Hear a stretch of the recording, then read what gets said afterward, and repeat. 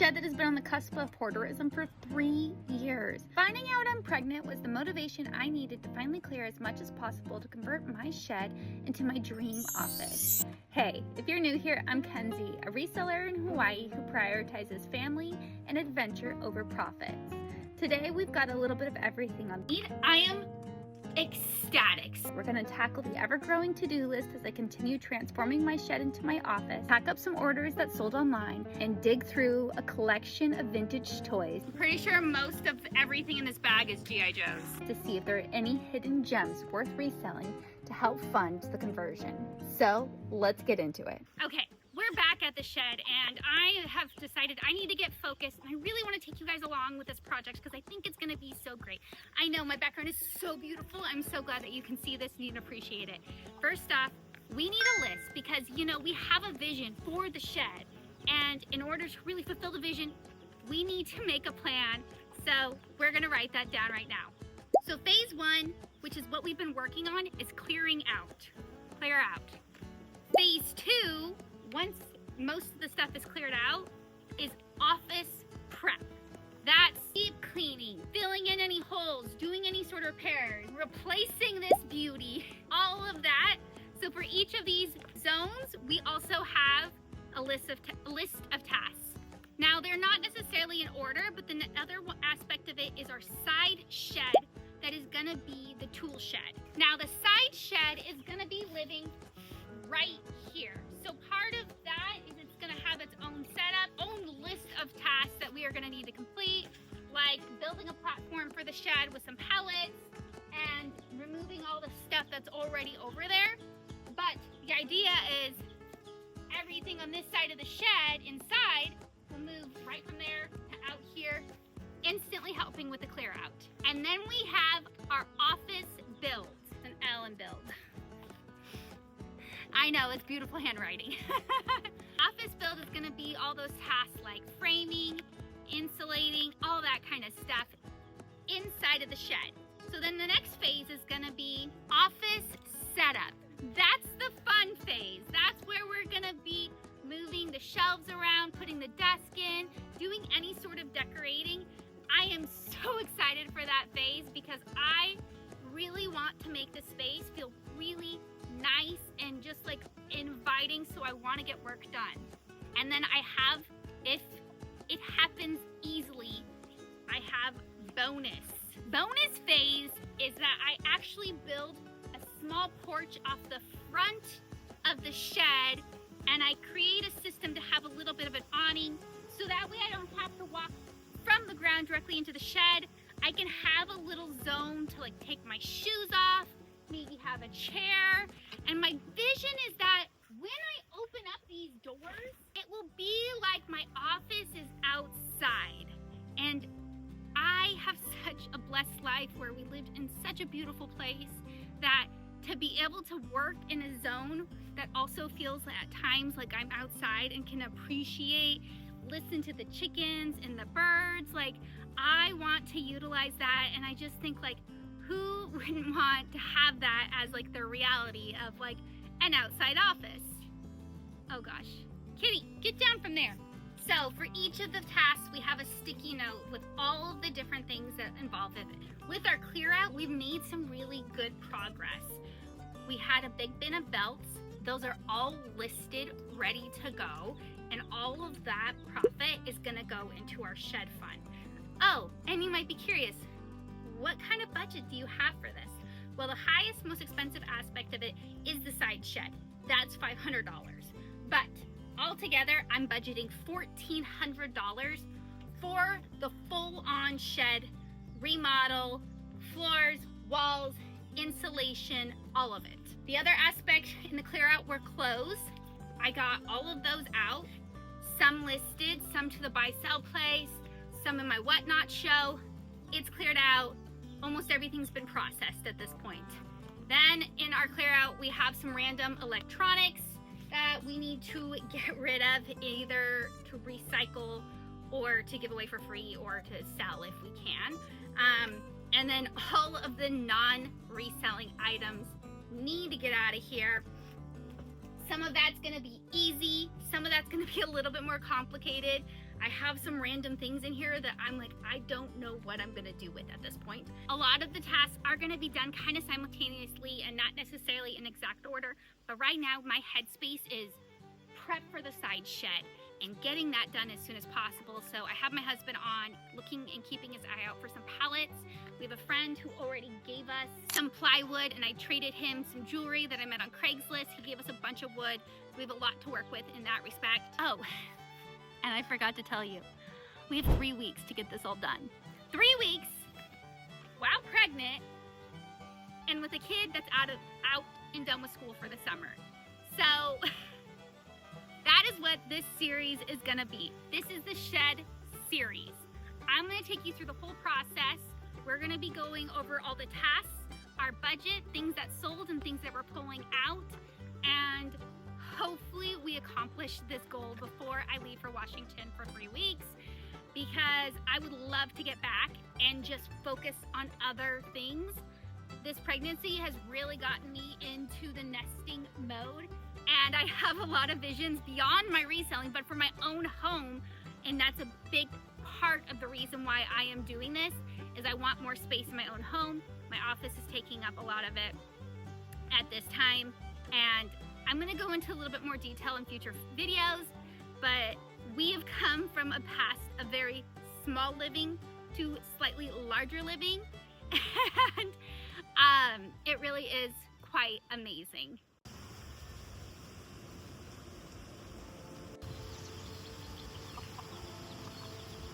I sold $560 worth of items over Memorial Day weekend, and so I got majority of those items packaged up already, but I made a couple more sales overnight, so let's go grab those. I sold this vintage gold plated brooch with black coral that I got at an auction a while back for $75. I actually have a lot more of those brooches, but I only listed a couple at a time because I didn't want to flood the market. And when I initially looked at solds, the only ones I could find were 100% gold for like $200. So I just kind of guesstimated at 75. Super stoked that they sold, and I'll have to list some more of them. Yes, we need to get in the shed, and that's actually gonna be our goal for the day, is working on the shed and pulling some items. But for now, we're just gonna grab the items that have sold. I sold the Spell and the Gypsy top for around $40 on Depop. Stay tuned, because there are some treasures in here that I'm excited to show you guys. This was out of my realm that I normally do. This is like a vintage Y2K Rampage dress. I used the keywords like rhinestone, dark fairy, Y2K, and I was really excited when this sold for around $30 on Depop. I know vintage and Y2K is actually really popular, and you're probably surprised, like, why wouldn't you know more about it? But just where I live, I don't find a lot of it. So that's why it's out of my wheelhouse, and it was kind of a fun pickup for me to play around with. Packages are all done, and I need to grab a few things because I know what I'm getting myself into. You don't know yet, but I need a little bit of dish soap and some OxyClean. So in the back, I've had this box of pretty much treasures, and I know there is some money to be found in it, but I knew there was gonna take a lot of work. I've had this for a very long time, and when I first got this, AI was not a thing. Now it makes it so much easier. Let me just grab and show you what I'm talking about. I've got this box and one other full of vintage toys. And at some point I did bring them into my house and thought I was gonna organize them, and I just didn't. And now they're just, they get kind of grimy, and they were grimy when I got them, but they're definitely grimy now. So we are gonna clean them up, and we're gonna put them in this bin over here, and that's why we needed the supplies. Drop in OxyClean, flash of Dawn dish soap. It's about 80 degrees out right now with an 80% humidity, and maybe it's not super hot. Hawaii is normally very mild in temperature, but this pregnancy is starting to really kick in, and I feel the heat so much more. These little jobs of just pulling things out feel a lot more difficult than they would have in the past. So I'm just going with my own flow, and that is the great thing about reselling. My home is not perfectly aesthetically pleasing, and I'm okay with that. There are things that, yes, I'm gonna make do better. The ones that have stickers, I am gonna put off to the side, and we're not gonna dunk. Some Transformers. Champion, I have no idea. We'll have to look into that later. KFC Kids Meal Toy Ghostbusters. Huh, that's kind of cool. There's a Ninja Turtle. One of my biggest first sales ever was Teenage Ninja Turtles, and I was so excited to find them. And I made so much money off of these, but the older ones are the better ones. Oh, 1988, yeah. More Transformers. Star Wars, 1977. Another G.I. Joe. I'm pretty sure most of everything in this bag is G.I. Joes.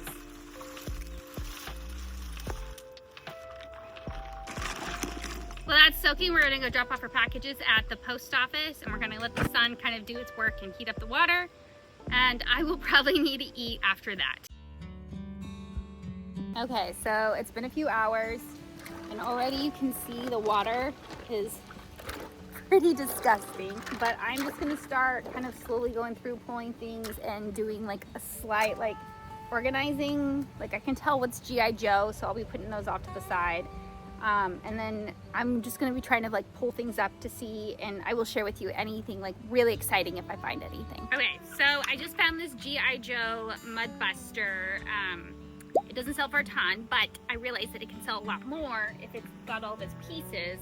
And I was able to find this pretty quickly, so I'm just going to keep my eye out for this color of like, I think they go to this guy right here. Oh, I've got stuff flying away. So as I'm cleaning up, I'm just gonna try to like keep that in mind, because then this would be a good sale. Otherwise, we'll lot it up with a bunch of other G.I. Joe items. Things like all these G.I. Joe pieces that have the stickers, what I'm doing instead of completely submerging them in water is I've got this little like toothbrush. So I'm just kind of doing like a quick little scrub with that same water, and then I'll do a quick little rinse off. It's incredibly blinding hot, and so even if I just like rinse it off with the hose and then put it out, it's gonna dry really quickly and less concerns of it making the stickers peel off. So these are all Transformers, and then these are like the smaller Transformers. And what I'm gonna do is just take a picture and then send it to ChatGPT and ask if there's any like items that I should sell by themselves or if I should just bought them all up together. So I've got stuff everywhere, and I can feel that it's about to rain, and I have a bunch of things that are dry and we don't want them getting wet, so I need to abort mission, clean up as much as I can. I'm just gonna throw some of the things into the shed for now, and I've got some empty bins, so I'll utilize those. But yeah, we gotta stop this project for right now. There's the rain. These bins aren't that clean. Oh no, all this stuff is dry. Okay, now I'm getting wet and cold. Oh, thanks, rain. Thank you. I was so hot earlier, and I'm so grateful now to be warm. Rain, cold. Ah, I gotta get the phone out of the rain. All right, what are we gonna do? The likelihood of getting more rain is pretty high. I recognize these. These are from Power Rangers. When I was a kid, I was definitely into Power Rangers for a little while. And I thought it was great because I had a cousin who was a boy, and there was a boy Power Ranger and a girl Power Ranger, and I was like, this is one of the shows that we can watch together because we can both be Power Rangers. That's how I felt back in the day. All right, move it along. First, I put everything on a towel. Then I organized everything by color.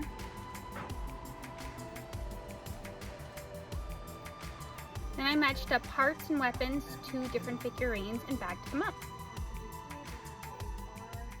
I just want to show you what I've been doing and how this has worked. So I pull up a Google Lens, this one thing, right? And then I see that there's a piece that goes somewhere in this area and it's green. I've already organized, and I know all these parts are G.I. Joes because I've Google Lensed every single piece that's in here. And I know that this part, and most likely this part, go onto this somehow. Okay, yes, so by looking at the pictures, I did figure out that this does go here, like that. And then I was correct that this goes here, like this. Doing a Google Lens, I learned that these missiles go to this airstrike plane. And this does not sell for very much, so I will keep it with it because I like to complete little sets. But this guy, I cannot find his missiles or his little like rocket thingies. Update, I found the things that go into the Battle Quartz Mudbuster. So the only thing is, it does not like stay. Like, I think you're supposed to be able to push a button to make it, but it's not. Oh, I went pretty far. Ta-da! That's so cool. Look at that. This Mudbuster from the 80s is like, I think complete now. Okay, you guys, you will not believe I've already sold 2 things. I have way more to list, and literally I had some lots put together, and as I was listing them, I realized I would make way more money if I split them up and didn't have them as complete sets, but sold them individually. So anyways, I'm gonna start with the 2 things that I sold, and then I'm gonna show you the massive sale that I'm so excited about. I cannot believe how much it sold for in less than 24 hours. But this is the Transformer Defensor G1. So this is like the initial like series of Transformers.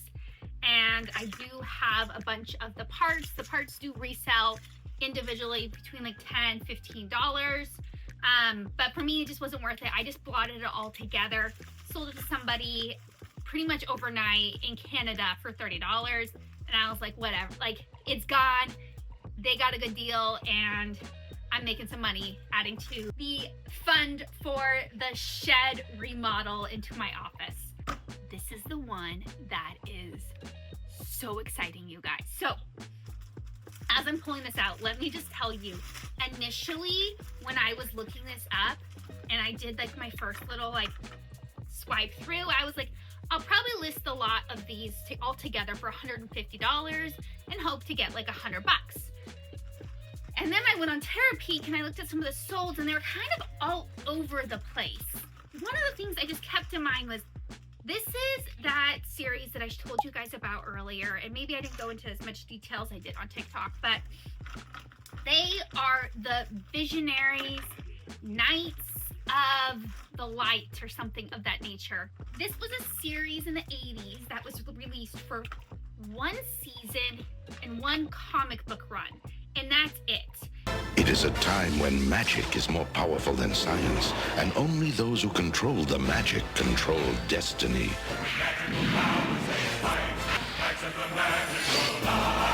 Futuristic sci-fi where this planet has 3 suns, and somehow the 3 suns do this thing, and poof, there's no more electricity.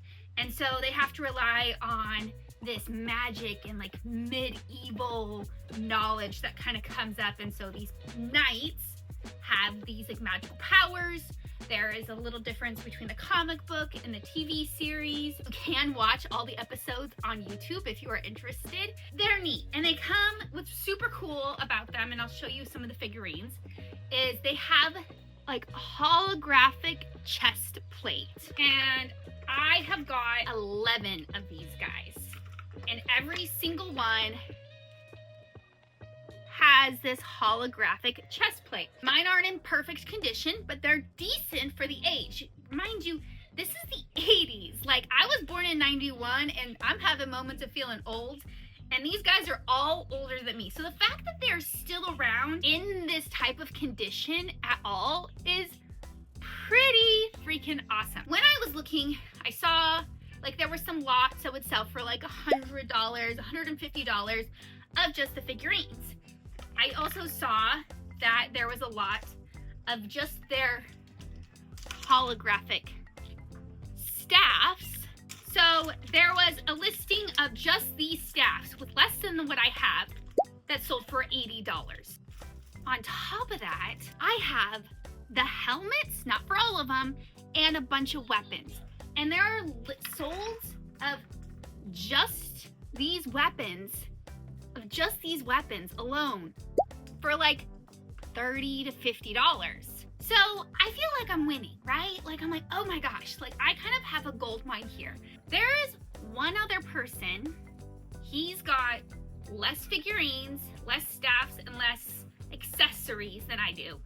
And he has it, his whole lot, it's been listed for a little while, not a super long time, but his whole lot is listed for $300. And he's got 45 watchers on it. But here's the thing, I press things to move, right? I want to get higher dollars, but I also I don't want it sitting around. And so I was like, you know what? I'm gonna price mine at $295 because I'm a little bit cheaper than him and I have more than him, and maybe that will be enough to just entice somebody.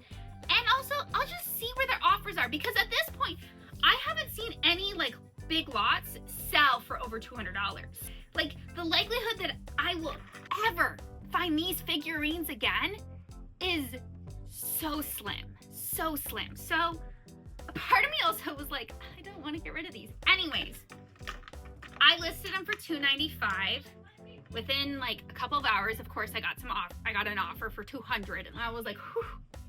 Even at $200, that's good money, especially because when I initially thought I was gonna list them for $150, the next morning I wake up and they've sold for $295. Shows me that yes, I could have asked for more. Maybe I could have listed at $350, but maybe it would have sat for a month or two.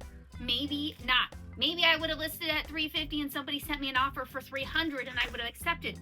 But $295 to go into our shed fund is exceptional. That puts us so much closer to everything that we need. I am ecstatic. So today I'm gonna get these packaged up and sent off, and I'm gonna use lots of bubble wrap, lots and lots of extra stuff, and I'm going to get the rest of the stuff listed. But yeah, hopefully this inspires you to look through those vintage toys. Thank you so much for watching, and I'll keep you guys all updated with the vintage toys and how much they sell, and we'll keep going along with this process. Appreciate every one of you, and I'll see you in the next video.